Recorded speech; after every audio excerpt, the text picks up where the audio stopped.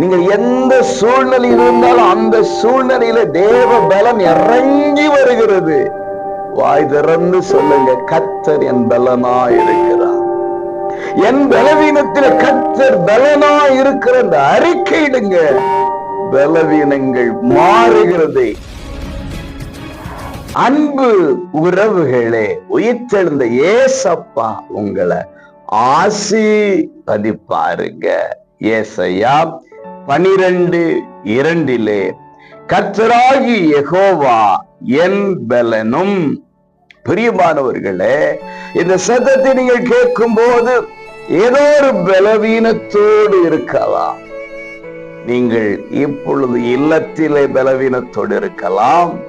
ஒருவேளை மருத்துவமனையில் பலவீனத்தோடு இருக்கலாம். இல்லாவிட்டால் பயணத்தில் இருக்கிற நீங்கள் பலவீனத்தோடு இருக்கலாம். ஆமா, உங்க சூழ்நிலை, சரீர சூழ்நிலை பலன் குன்றிக் கொண்டிருக்கிறது, உண்மைதான். அந்த பலவீனத்தின் நிமித்தம் மனதளவிலே ஒரு பலவீனத்தோடும் நீங்கள் இந்த சத்தத்தை கேட்டுக் கொண்டிருக்கலாம். கர்த்தர் சொல்றார், யெகோவாகிய நான் உனக்கு பலனாக இருக்கிறேன். இன்றைக்கு உங்கள் பலவீனத்திலே தேவ பலன் இறங்கி வருகிறது. சரீர அவயவங்களுக்குள்ளே தேவ பலன் இறங்கி வருகிறது. நீங்கள் எந்த சூழ்நிலையில் இருந்தாலும் அந்த சூழ்நிலையில தேவ பலன் இறங்கி வருகிறது.